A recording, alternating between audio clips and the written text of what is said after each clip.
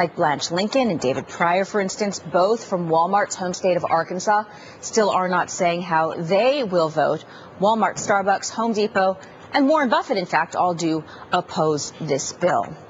Well, Labor has made the card check bill its top legislative priority under this administration. Joining us is one person certainly in favor of the card check legislation. He is Richard Trumka, the Secretary-Treasurer of the AFL-CIO, which is the largest federation of unions in the country. Richard comes to us live from Washington, D.C. Good afternoon. So go ahead, state your case. We've got a pretty good setup there with both sides, but why are you especially in favor of card check legislation?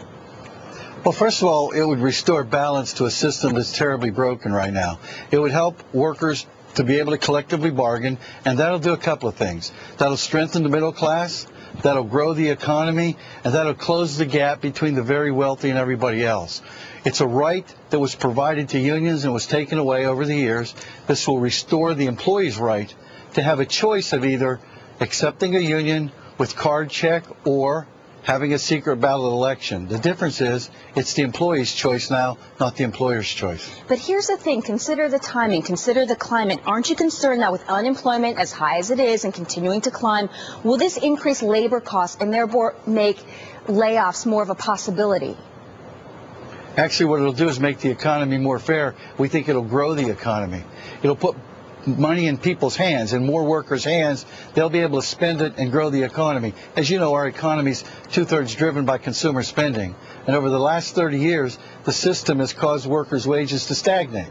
This will give them the right to bargain collectively. That will again do three things. It'll strengthen the middle class, it'll grow the economy, and it'll close the wage gap between the very rich and the rest of us. It's that vicious circle, right? You've got increasing unemployment, and that's hurting consumer spending, so I guess it's how you interpret it. But let's move on. We just had the CEO of the U.S. Chamber of Commerce on, Tom Donahue, who said that this bill is not going anywhere. Now, there are, as we said in our piece too, you know, not even a lot of Democrats are, or enough Democrats, I should say, are on board. So how can you convince them?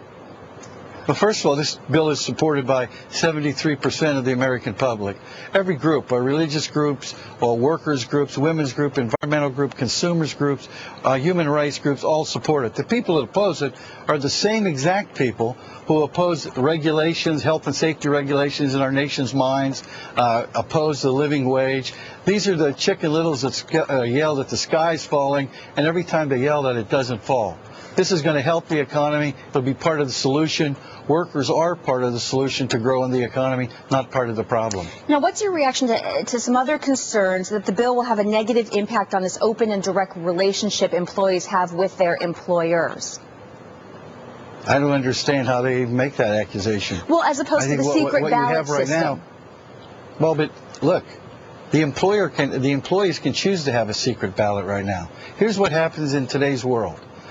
Say 100% of the people at a workshop want a union. The employer can say, won't recognize you, demand a secret ballot.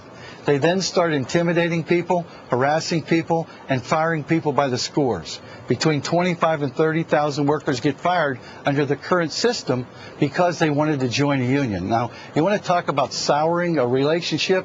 That sort of sours the relationship.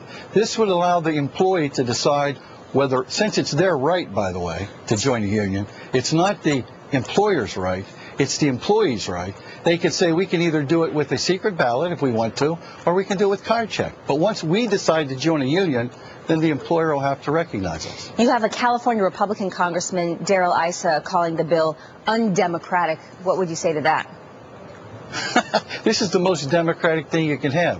What's undemocratic is the system today, where employers intimidate, harass, and fire workers who want to join a union. What could be more democratic than saying I want to join a union and I get to decide whether I want to do it by secret ballot or by signing this card? When you go to join a church, you have to have a secret ballot election. When you go to join the AFL, you have to have a secret ballot election. Of course not. You get to decide. That's what this does. It restores balance to a system that has been skewed so far in the employer's favor that it's no longer recognizable by the framers. Richard Trumka, the Secretary-Treasurer of the AFL-CIO, stating his case in favor of card check legislation. Thank you. Thank you. Exactly how will Treasury Secretary Tim Geithner rid banks of toxic assets? We'll discuss Secretary Geithner's strategy with Columbia Business School professor Amar Bade next on Bloomberg News.